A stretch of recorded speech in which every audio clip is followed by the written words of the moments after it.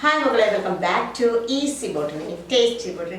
അപ്പോൾ നമ്മൾ ബയോളജിക്കൽ ക്ലാസിഫിക്കേഷൻ്റെ ഫസ്റ്റ് പാർട്ട് ഫസ്റ്റ് ഇയറിൻ്റെ അപ്ലോഡ് ചെയ്തിട്ടുണ്ടായിരുന്നു. ഇനി അതിൻ്റെ സെക്കൻഡ് പാർട്ട് കിങ്ഡം മൊനീറയാണ് ഇന്ന് നമുക്ക് പഠിക്കാനുള്ളത്. അപ്പോൾ ഇനി കിങ്ഡം മൊനീറയിലോട്ട് പോകാം. ഓക്കെ, കിങ്ഡം മൊനീറ എന്ന് പറഞ്ഞാൽ നമ്മൾ അന്നേ പറഞ്ഞു എന്താണ്, പ്രോകാരിയോട്ടിക് യൂണിസെല്ലുലാർ ഓർഗാനിസംസ് ആണ് കിങ്ഡം മൊനീറ. നോക്കൂ മക്കളെ, ഓൾ പ്രോകാരിയോട്ടിക് ഓർഗാനിസംസ് അല്ലേ, പ്രോകാരിയോട്ടിക് ആയിട്ടുള്ള ഓർഗാനിസംസ്. അപ്പൊ പ്രോകാരിയോട്ടിക് എന്ന് പറഞ്ഞപ്പോ അന്ന് ടീച്ചർ പറഞ്ഞു പ്രോകാരിയോട്ടിക് എന്ന് പറഞ്ഞാൽ അവയ്ക്ക് വെൽ ഡിഫൈൻഡ് ആയിട്ടുള്ള ഒരു ന്യൂക്ലിയസ് ഉണ്ടാവില്ല. ന്യൂക്ലിയസും മറ്റു സെൽ ഓർഗനൽസും എല്ലാം ആബ്സെന്റ് ആവും അല്ലെ. അപ്പൊ അതിന് പകരം ജനറ്റിക് മെറ്റീരിയൽ ഇങ്ങനെ സ്പ്രെഡ് ചെയ്ത് കിടക്കുന്നുണ്ടാവും. ഓക്കെ, അപ്പൊ ന്യൂക്ലിയസ് വെൽ ഡിഫൈൻഡ് ന്യൂക്ലിയസ് ഇല്ലാത്തതുകൊണ്ട് അവ നമ്മൾ പറയും വിത്ത് ഇൽ ഡിഫൈൻഡ് ന്യൂക്ലിയസ് അല്ലെ, ഇൽ ഡിഫൈൻഡ് ന്യൂക്ലിയസ് ആണ്. അപ്പൊ all prokaryotic unicellular organisms and prokaryotic എന്ന് പറഞ്ഞാൽ വിത്ത് ഇൽ defined nucleus. Then bacteria are the only member. അപ്പൊ ഇതിലുള്ള ബാക്ടീരിയയുടെ ഗ്രൂപ്പ് ആണ് ഏത്, കിങ്ഡം മൊനീറ എന്ന് പറയുന്നത്.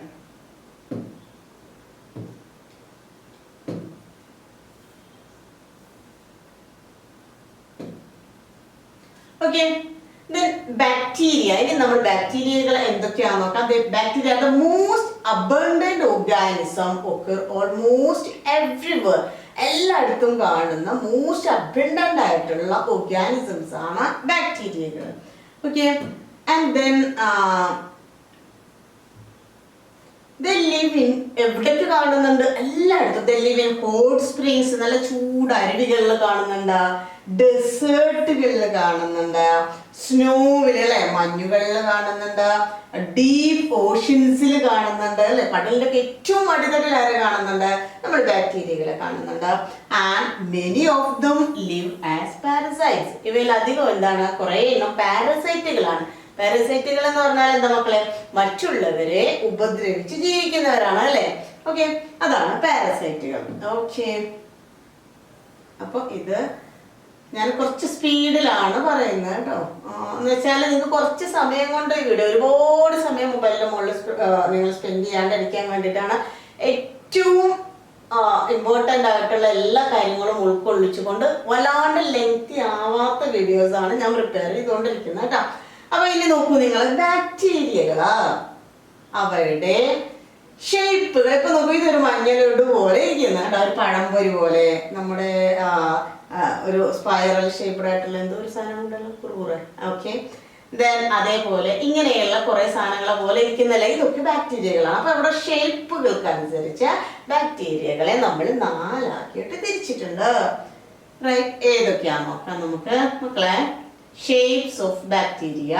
അപ്പൊ ഇത് വളരെ ഇമ്പോർട്ടൻ്റ് ആണ്, വളരെ സിമ്പിൾ ആണ് കേട്ടോ, എല്ലാവർക്കും ഈസി ആയിട്ട് എഴുതാൻ കിട്ടുന്നതാണ്. അപ്പൊ നമ്മൾ നേരത്തെ കണ്ട ഇതാ നോക്കും, സ്ഫെറിക്കൽ ആയിട്ടുള്ള ബാക്ടീരിയ റൗണ്ട് ഷേപ്പിൽ കണ്ടല്ലേ, അതിന് പറയുന്ന പേരാണ്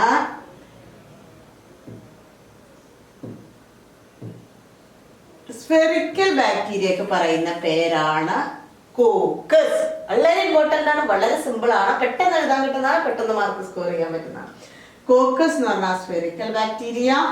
ബാസില്ലസ് എന്ന് പറഞ്ഞാൽ നേരത്തെ നമ്മളെ പഴംപൊരി പോലെ കണ്ടില്ലേ, റോഡ് ഷേപ്ഡ് ബാക്ടീരിയ ആണ് ബാസില്ലസ്. സ്പൈറൽ ഷേപ്ഡ് ബാക്ടീരിയ ആണ് സ്പിറില്ലം, സ്പൈറൽ ഷേപ്ഡ് ആയിട്ട് നമ്മൾ കണ്ടു. ദെൻ കോമ ഷേപ്ഡ് ആയിട്ട് കണ്ട ബാക്ടീരിയക്ക് പറയുന്ന പേരാണ് വിബ്രിയോ. ഓക്കെ, ഇപ്പൊ ബാക്ടീരിയകളെ അവരുടെ ഷേപ്പിനനുസരിച്ച് based on the shape bacterias are divided into 4. Okay, ഏതൊക്കെയാ മക്കളെ, കോക്കസ്, ഒപ്പം തന്നെ പഠിച്ചു പോവാം. Coccus, spherical shape bacillus, rod shape spirillum, spiral shaped and vibrio comma shape.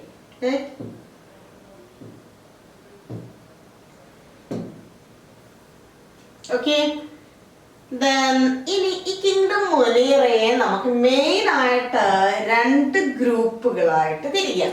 ഏതൊക്കെയാ, ഒന്ന് ആർക്കി ബാക്ടീരിയ, രണ്ട് യു ബാക്ടീരിയ. ഈ യു ബാക്ടീരിയ എന്ന് പറഞ്ഞാൽ ട്രൂ ബാക്ടീരിയ ആണ്. അപ്പൊ നമുക്ക് ഈ ആർക്കി ബാക്ടീരിയ ആരാ നോക്കാം. ആർക്കി എന്ന് പറയുമ്പോൾ ശരിക്കും ആൻഷ്യന്റ് ആയിട്ട്, അതായത് പണ്ട് കാലങ്ങളിലൊക്കെ ഭൂമി ഇത്രയും ജീവിക്കാൻ പറ്റുന്ന സാഹചര്യം ആയിരുന്നില്ല അല്ലേ. അപ്പോ അങ്ങനെയുള്ള ബാക്ടീരിയകളെയാണ് നമ്മൾ എന്ത് പറയാ, ആർക്കി ബാക്ടീരിയകൾ നമ്മൾ പറഞ്ഞു. ഇതാ നോക്കൂ, നല്ല ഹോട്ട് സ്പ്രിങ്സില്, ഡെസേർട്ടുകള്, അങ്ങനെയൊക്കെയുള്ള അടുത്തൊക്കെ ജീവിക്കുന്ന ഭയങ്കര ഹാർഷായിട്ടുള്ള നല്ല ബുദ്ധിമുട്ടുള്ള സ്ഥലങ്ങളിൽ ജീവിക്കുന്ന നല്ല തൊളിക്കട്ടിയുള്ള ബാക്ടീരിയകളാണ് ഏത്, ആർക്കി ബാക്ടീരിയകള്. ഓക്കെ, ആർക്കി ബാക്ടീരിയ നോക്കൂ, ഇത് തന്നെ പഠിച്ചാൽ നിങ്ങൾക്ക് ഫുൾ മാർക്ക് കിട്ടും കേട്ടോ. അതായത് കുറേ ക്വസ്റ്റ്യൻ പേപ്പർ റിവൈസ് ചെയ്തിട്ടാണ് ഇത് പ്രിപ്പയർ ചെയ്തിട്ടുള്ളത്. അപ്പൊ ഏറ്റവും ഇമ്പോർട്ടൻ്റ് ആയിട്ടുള്ള കാര്യങ്ങളാണ്, എല്ലാവർക്കും വളരെ ഈസി ആയിട്ട് മനസ്സിലാകുന്ന രീതിയിലാണ് ഈ സ്ലൈഡ് പ്രിപ്പയർ ചെയ്തിട്ടുള്ളത് കേട്ടോ. Special bacteria, archaebacteria, they are the special bacteria which live in most harsh habitat. ഏറ്റവും ഹാർഷ് ആയിട്ടുള്ള, അതാണ് ഏറ്റവും ഇമ്പോർട്ടൻ്റ് ആയിട്ടുള്ള ടേം എന്ന് പറയുന്നത്. Archaebacteria they live in most harsh habitat. Harsh എന്നുള്ള വാക്ക് എഴുതിയാൽ തന്നെ നിങ്ങൾക്ക് അതിന്റെ മാർക്ക് കിട്ടും. ഹാർഷ് ഹാബിറ്റാറ്റുകളിൽ ജീവിക്കുന്ന ബാക്ടീരിയകൾക്ക് പറയുന്ന പേരാണ് മക്കളെ ആർക്കി ബാക്ടീരിയ. അപ്പൊ ആർക്കി ബാക്ടീരിയയില് എപ്പോഴും എക്സാമിൽ ചോദിക്കുന്ന മിക്കവാറും എല്ലാ ക്വസ്റ്റ്യൻ പേപ്പറിലും നിങ്ങൾ കാണുന്ന ഒരു ക്വസ്റ്റ്യൻ ആണ് ഈ കാണിക്കുന്നത്. ഒന്ന്, ആർക്കി ബാക്ടീരിയകള് ഏതൊക്കെയാ നോക്കൂ. ഹാലോഫൈൽസ് എന്ന് പറഞ്ഞാൽ they live in extreme salty areas. നല്ല സാൾട്ടി ആയിട്ടുള്ള ഉപ്പുള്ള ഏരിയാസിൽ. ഇപ്പൊ നമുക്കറിയാം തൊണ്ടവേദനയൊക്കെ വരുമ്പോൾ നമ്മൾ ഗാഗിൾ ചെയ്യുന്നുണ്ടോ, ബാക്ടീരിയകളെ കൊല്ലാൻ വേണ്ടിയിട്ടാണ് അല്ലെ.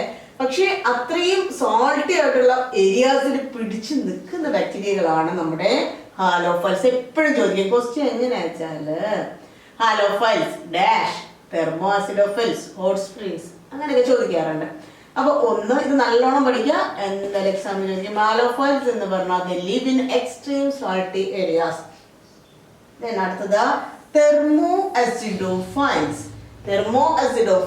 they live in hot springs. നല്ല ചൂട് അരുവികളിൽ ജീവിക്കുന്ന ബാക്ടീരിയകളാണ് thermo ആസിഡോഫൈൽസ്.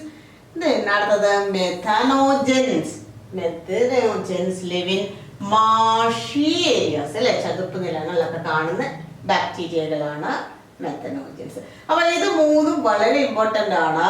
Halophiles they live in extreme salty areas. Thermoacidophile they live in hot springs. And then methanogens they live in marshy areas അല്ലേ. അപ്പൊ ഇത് നല്ലോണം പഠിച്ചു കേട്ടോ. Then ഇവരുടെ പ്രത്യേകത എന്താന്ന് വെച്ചാൽ നമുക്കറിയാം നല്ല തൊലിക്കട്ടി വേണം. They have a different cell wall structure responsible for their survival in extreme conditions. അവർക്ക് നല്ല ഡിഫറെന്റ് ആയിട്ടുള്ള ഒരു സെൽ വാൾ സ്ട്രക്ചർ ഉണ്ട് ആർക്ക്, ഈ ആർക്കി ബാക്ടീരിയ. ഇതൊക്കെ ചോദിക്കാറുള്ള ക്വസ്റ്റ്യൻ ആണ്, വളരെ ഇമ്പോർട്ടന്റ് ആണ്, കാണാണ്ട് തന്നെ പഠിക്കുക കേട്ടോ. ഓക്കെ അപ്പൊ ഇനി നോക്കൂ, ഈ ആനിമൽസിന്റെ ചില ആനിമൽസിന്റെ ഗട്ടില് കൗ, ബഫാലോ ഇതിന്റെയൊക്കെ തന്നെ ഗട്ടുകളില എന്താണ് ആർക്കി ബാക്ടീരിയ മെഥനോജൻസ് ഉണ്ട്. ഈ മെഥനോജൻസ് ഉള്ളത് കൊണ്ടാണ് നമ്മൾ ചാണകത്തിൽ നിന്നൊക്കെ എന്ത് പ്രൊഡ്യൂസ് ചെയ്യും, ബയോഗ്യാസ് ഉണ്ടാക്കാറല്ലേ. അതിന് കാരണം ഇവയുടെ വീട്ടിൽ ജീവിക്കുന്ന മെഥനോജൻസ് ആണ് കേട്ടോ. അത് ആർക്കി ബാക്ടീരിയകളാണ്, അത് എപ്പോഴും ചോദിക്കാറുണ്ട്. ഓക്കെ, ഇത് നോക്കൂ. Methanogens present in the gut of several animals such as buffalo and cow responsible for the production of methane or biogas. ഇവർ ബയോഗ്യാസ് ഉണ്ടാക്കുന്നതിന് സഹായിക്കുന്ന ഏതാണ്, മെത്തനോജൻസ് എന്ന് പറഞ്ഞ ബാക്ടീരിയകളാണ്. ഓക്കെ, ആർക്കി ബാക്ടീരിയകൾ കേട്ടോ. Then അടുത്തത് യു ബാക്ടീരിയകളാണ്. യു ബാക്ടീരിയ നമ്മൾ പറഞ്ഞു, eubacteria called true bacteria bacteria. True ബാക്ടീരിയകളാണ്. They have a rigid cell wall. Rigid ആയിട്ടുള്ള ഒരു സെൽ വാൾ ഉണ്ട്. ദെൻ മോട്ടൈൽ ആയിട്ടുള്ള ബാക്ടീരിയ, അത് ചലിക്കുന്ന ബാക്ടീരിയകളാണെങ്കിൽ അവയ്ക്ക് എന്തുണ്ടാവും? ഫ്ലജെല്ലം ഉണ്ടാവും അല്ലെ, ചലിക്കാൻ വേണ്ടിയിട്ട്. അപ്പൊ ഈ ബാക്ടീരിയകളെ നമ്മള് മൂന്നാക്കിയിട്ട് തിരിച്ചിട്ടുണ്ട്. Photosynthetic autotrophs, chemosynthetic autotrophs and heterotrophs. അതായത് based on their mode of nutrition, എങ്ങനെയാണ് ഇവര് ഭക്ഷണം കഴിക്കുന്നത്. അപ്പൊ ഫോട്ടോസിന്തറ്റിക് ഓട്ടോട്രോഫ്സ് എന്ന് പറഞ്ഞു കഴിഞ്ഞാൽ ക്ലോറോഫിൽ ഉള്ളത് കൊണ്ട് സ്വന്തമായിട്ട് ആഹാരം ഉണ്ടാക്കുന്നവയാണ് നമ്മൾ ഓട്ടോട്രോഫ്സ് എന്ന് പറയാം. So they prepare their own food. അവയ്ക്ക് അവരുടെ ഫുഡ് സ്വന്തമായിട്ട് പ്രിപ്പയർ ചെയ്യുന്നവരാണ് ഓട്ടോട്രോഫ്സ്. അപ്പൊ മക്കളെ ഈ ഓട്ടോട്രോഫ്സ് തന്നെ രണ്ടെണ്ണം പറഞ്ഞു. ഒന്ന് ഫോട്ടോസിന്തറ്റിക് ഓട്ടോട്രോഫ്സ്. ഫോട്ടോസിന്തറ്റിക് ഓട്ടോട്രോഫ്സ് എന്ന് പറഞ്ഞാൽ ഫോട്ടോസിന്തസിസ് നടത്തുന്ന ക്ലോറോഫിലുള്ള ഓട്ടോട്രോഫ്സിനെയാണ് ഫോട്ടോസിന്തറ്റിക് ഓട്ടോട്രോഫ്സ് എന്ന് പറയാം. രണ്ടാമത്തത് കീമോസിന്തറ്റിക് ഓട്ടോട്രോഫ്സ് എന്ന് പറഞ്ഞാൽ കെമിക്കൽ സിന്തസിസ് മുഖേന രാസപ്രവർത്തനങ്ങളിലൂടെ അവയ്ക്ക് വേണ്ട എനർജി കിട്ടുന്നവരാണ് കീമോസിന്തറ്റിക് ഓട്ടോട്രോഫ്സ്. ഹെറ്ററോട്രോഫ്സ് എന്ന് പറഞ്ഞാൽ എന്താണ്? മറ്റുള്ളവരുടെ ഡിപ്പെൻഡ് അത് ഓർഗാനിസം ഫോർ ദയർ ഫുഡ്. മറ്റ് ഓർഗാനിസംസിനെ അവയുടെ ഫുഡിന് വേണ്ടിയിട്ട് ഡിപ്പെൻഡ് ചെയ്യുന്നവയാണ് നമ്മൾ എന്ത് പറയാ? ഹെറ്ററോട്രോഫ്സ്. അപ്പൊ യൂബാക്ടീരിയയിൽ ഇങ്ങനെ എല്ലാ ടൈപ്പും കാണുന്നുണ്ട്. Photosynthetic autotrophs, chemosynthetic autotrophs and ഹെറ്ററോട്രോഫ്സ്.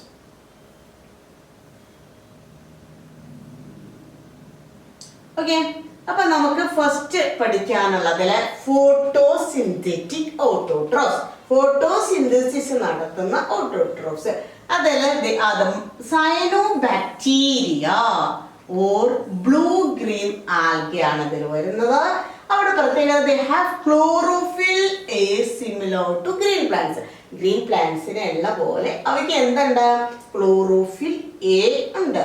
Then cyanobacteria unicellular ആവാം അല്ലെ, ഒറ്റ സെല്ലുള്ളത്, അല്ലെങ്കിൽ ഒരു ടീമായിട്ട് കൊളോണിയൽ ആയിട്ട് കാണാം, കോളനി ആയിട്ട് കാണാം, ഫിലമെന്റ് പോലെ നാര് പോലെ കാണാം. Then they may be marine, കടലിൽ കാണുന്നവര് കാണാം, ടെറസ്ട്രിയൽ കരയിലുള്ളവർ കാണാം. Then ഇവിടെ കോളനീസിന്റെ പ്രത്യേകത, colonies are generally surrounded by a gelatinous sheet. അതിന്റെ മുകളിൽ ഒരു ജലാറ്റിനസ് ഷീറ്റ് കൊണ്ട് കവർ ചെയ്തിട്ടുണ്ടാവും കേട്ടോ.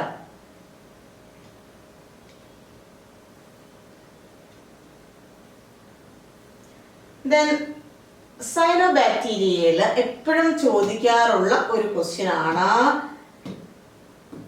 സൈനോബാക്ടീരിയയിൽ സം ഓഫ് ദീസ്, ഇവയിൽ സൈനോബാക്ടീരിയയിൽ ചിലർക്ക് can fix atmospheric nitrogen in specialized cells called heterocysts. ഇപ്പൊ മക്കളെ ഇത് നോസ്റ്റോക്ക് എന്ന് പറഞ്ഞ ഒരു സൈനോബാക്ടീരിയ ആണ്. അതിൽ ക്വസ്റ്റ്യൻ ചോദിക്കാറുള്ളത് എന്താന്ന് വെച്ചാല്, അപ്പൊ ഈ ഒരു ഡയഗ്രം തന്നിട്ട് ഈ സെല്ലിനെ ലാബിൽ ചെയ്യാൻ ചോദിക്കും. ഇത് നൈട്രജൻ ഫിക്സിംഗ് ആയിട്ടുള്ള സെല്ലാണ്. ആ സെല്ലിന്റെ പേരെന്താ ചോദിക്കും. അതിന്റെ പേര് ഹെറ്ററോസിസ്റ്റ് എന്നാണ്. പിന്നെ ചോദിക്കാറുള്ളത് അവിടെ ഫംഗ്ഷൻ എന്താ ചോദിക്കും. ഫംഗ്ഷൻ നൈട്രജൻ ഫിക്സേഷൻ ആണ്. എന്താ function? Nitrogen fixation. Nitrogen fixation ആണ് അതിന്റെ ഫംഗ്ഷൻ എന്ന് പറയുന്നത്. ആൻഡ് ദെൻ ഇവിടെ എക്സാമ്പിൾ ചോദിക്കും. നൈട്രജൻ ഫിക്സിംഗ് ആയിട്ടുള്ള സൈനോബാക്ടീരിയയുടെ എക്സാമ്പിൾ നോസ്റ്റോക്ക് ആൻഡ് അനബീന. അത് അതിന്റെ എക്സാമ്പിൾ ആണ് കേട്ടോ. ഇത് എപ്പോഴും ചോദിക്കാറുള്ള ക്വസ്റ്റ്യൻ ആണ്. നൈട്രജൻ ഫിക്സിംഗ് ആയിട്ടുള്ള സൈനോബാക്ടീരിയകളാണ്.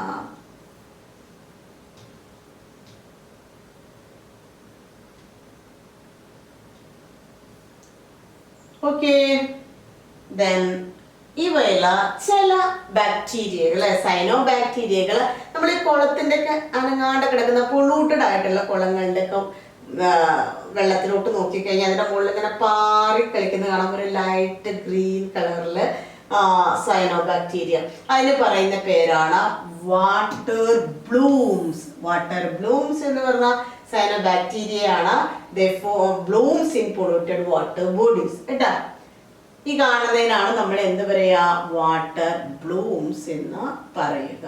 ഓക്കെ, ഇനിയിപ്പോ നമ്മൾ പറഞ്ഞു കീമോസിന്തറ്റിക് ഓട്ടോട്രോഫ്സ്. കീമോസിന്തറ്റിക് ഓട്ടോട്രോഫ്സ് എന്ന് പറഞ്ഞാൽ മക്കളെ the bacteria oxidize various inorganic substances oxidise ചെയ്ത്, അതായത് കെമിക്കൽ സിന്തസിസ് മുഖേന എനർജി ഉണ്ടാക്കുന്ന ബാക്ടീരിയകളാണ് ഏതാ കീമോസിന്തറ്റിക് ഓട്ടോട്രോഫ്സ്. അപ്പൊ ഏതൊക്കെ chemicals?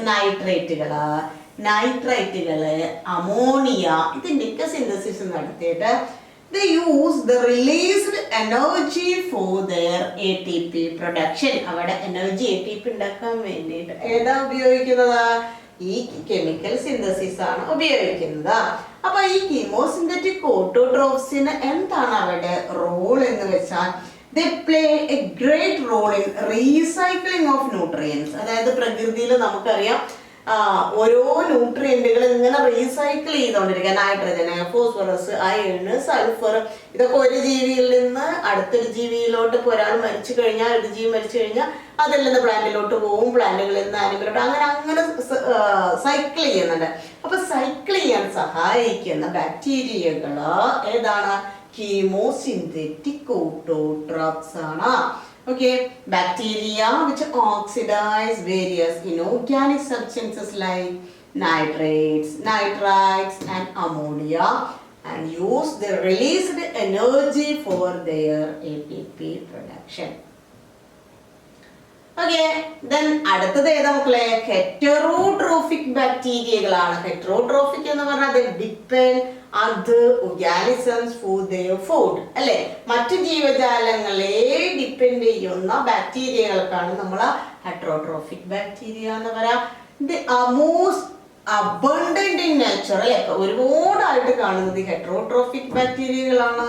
and majority of them are decomposers, അതായത് ഡെഡ് ബോഡീസിനൊക്കെ ഡീകമ്പോസ് ചെയ്യുന്നവരാണ് ഏത്? ഇതിലെ ഹെറ്ററോട്രോഫിക് ബാക്ടീരിയകളിൽ ഏറ്റവും കൂടുതൽ കാണുന്നത്. ഓക്കെ, then ഹെറ്ററോട്രോഫിക് ബാക്ടീരിയകൾ കുറെ നമുക്ക് യൂസ്ഫുൾ ആയിട്ടുള്ള ബാക്ടീരിയകളുണ്ട്, ഹാംഫുൾ ആയിട്ടുള്ള ബാക്ടീരിയകളുണ്ട്. യൂസ്ഫുൾ ആയിട്ടുള്ളത് ഇപ്പൊ നോക്കൂ, തൈര് ഉണ്ടാക്കില്ലേ നമ്മൾ പാലിൽ നിന്ന്? Making curd from milk. Okay, പാലിൽ നിന്ന് തൈര് ഉണ്ടാക്കുന്നത് ഒരു യൂസ്ഫുൾ ആണ്. ദെൻ പ്രൊഡക്ഷൻ ഓഫ് ആന്റിബയോട്ടിക്സ്, ആന്റിബയോട്ടിക്സിന്റെ പ്രൊഡക്ഷൻ അത് അതിന്റെ യൂസ് ആണ്. Nitrogen fixation in leguminous plants, leguminous പ്ലാന്റുകളിൽ നൈട്രജൻ ഫിക്സ് ചെയ്യുക എന്നുള്ളത്. നൈട്രജൻ ഫിക്സേഷൻ ഇൻ ലെഗുമിനസ് പ്ലാന്റുകൾ, അല്ലെ? പയറ് വർഗത്തിൽപ്പെട്ട ചെടികളിൽ നൈട്രജൻ ഫിക്സ് ചെയ്തു. അതുപോലെ തന്നെ ഹാംഫുൾ ആയിട്ടുള്ള ബാക്ടീരിയകളുണ്ട്. എന്തൊക്കെയാണ് harmful? Pathogens causing damage to human beings. നമുക്കൊക്കെ കുറെ അസുഖങ്ങൾ ഉണ്ടാക്കുന്നത് പാത്തോജൻസ് എന്ന് പറഞ്ഞാൽ രോഗകാരികളാണ് കേട്ടോ, ഹ്യൂമൻ ബീയിങ്സ്. അതുപോലെ ക്രോപ്സ് എന്ന് പറഞ്ഞാൽ നമ്മുടെ വിളകൾക്ക്, ഫാം ആനിമൽസിന്, പെറ്റുകൾക്ക്, എനിക്കൊക്കെ കുറെ അസുഖം ഉണ്ടാക്കുന്ന ബാക്ടീരിയകളാണ്. ഇപ്പൊ കോളറ, ടൈഫോയിഡ്, ടെറ്റനസ്, അതുപോലെ സിട്രസ്. കോളറ അറിയാലോ അല്ലെ? കോളറയും ടൈഫോയിഡും ടെറ്റനസും. അതുപോലെ സിട്രസ് കാങ്കർ എന്ന് പറഞ്ഞാൽ സിട്രസ് നാരങ്ങന്റെ ഒക്കെ മുകളിൽ ചെറിയ ചെറിയ കറുത്ത കുത്തുകളൊക്കെ വന്നിട്ടുണ്ട്, അത് സിട്രസ് കാങ്കർ. ഇങ്ങനെയൊക്കെയുള്ള രോഗങ്ങൾ ഉണ്ടാക്കുന്നത്. അപ്പൊ ഇത് ബാക്ടീരിയകൾ, ഹെറ്ററോട്രോഫിക് ബാക്ടീരിയകളാണ്. ഇവർ ഉപദ്രവിക്കാൻ വേണ്ടിയിട്ട് വരുന്നവരാണ് കേട്ടോ. ഓക്കെ, ദെൻ ഇനി റീപ്രൊഡക്ഷൻ ആണ് ബാക്ടീരിയകളുടെ റീപ്രൊഡക്ഷൻ. റീപ്രൊഡക്ഷൻ എന്ന് പറഞ്ഞാൽ അവരുടെ പ്രത്യുൽപാദനം എങ്ങനെയാണ്? റീപ്രൊഡക്ഷൻ ഇത് ഫസ്റ്റ് ഇയർ ആയതുകൊണ്ടാണ് അതിൻ്റെയൊക്കെ മലയാളമൊക്കെ പറഞ്ഞു തരുന്നത് കേട്ടോ. റീപ്രൊഡക്ഷൻ, ഫിഷൻ, അവിടെ ബോഡി എന്ത് ചെയ്യുക, രണ്ടായിട്ടോ ഡിവൈഡ് ചെയ്തിട്ട് ഫിഷൻ, ഫേവറബിൾ കണ്ടീഷനിൽ അവർക്ക് ഫിഷൻ നടക്കും. ദെൻ അതുപോലെ ചിലതിൽ അൺഫേവറബിൾ കണ്ടീഷൻ ആണ് വെച്ചാൽ അവയിൽ സ്പോറുകൾ ഉണ്ടാവും. ഇതൊന്നും സാധാരണ ക്വസ്റ്റ്യൻ ചോദിക്കാറില്ല കേട്ടോ ഈ ഒരു ഭാഗം. ദെൻ അതുപോലെ സെക്ഷൽ റീപ്രൊഡക്ഷൻ നടക്കുന്നത് എങ്ങനെയാണ്? DNA ട്രാൻസ്ഫർ, ഒരു ബാക്ടീരിയയിൽ നിന്ന് അടുത്ത ബാക്ടീരിയയിലോട്ട് DNA ട്രാൻസ്ഫർ നടത്തിയിട്ടാണ് അതുപോലെ സെക്ഷൽ റീപ്രൊഡക്ഷൻ നടക്കുന്നത്.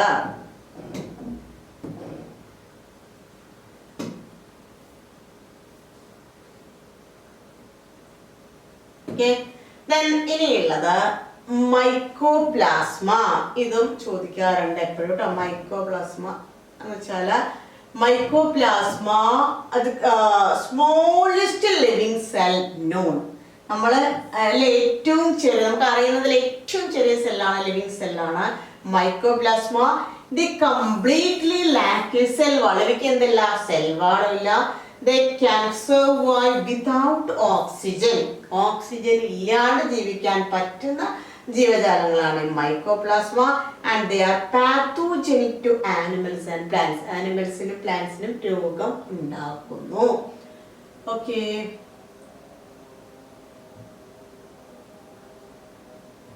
ഓക്കെ, അപ്പൊ ഇത്രയാണ് നമ്മുടെ കിങ്ഡം മുനേറ. നന്നായിട്ട് പഠിക്കുക, ഓർമ്മയിൽ നിൽക്കാൻ വേണ്ടി പിന്നെയും പിന്നെയും ചൊല്ലി പഠിക്കുക, നല്ലോണം റിപ്പീറ്റ് ചെയ്ത് പഠിക്കുക. ഓക്കെ, അപ്പൊ നല്ല കുട്ടികളായിരിക്കുക, സന്തോഷമായിരിക്കുക, നല്ല കാര്യങ്ങൾ ചെയ്യുക. All the very best. Thank you.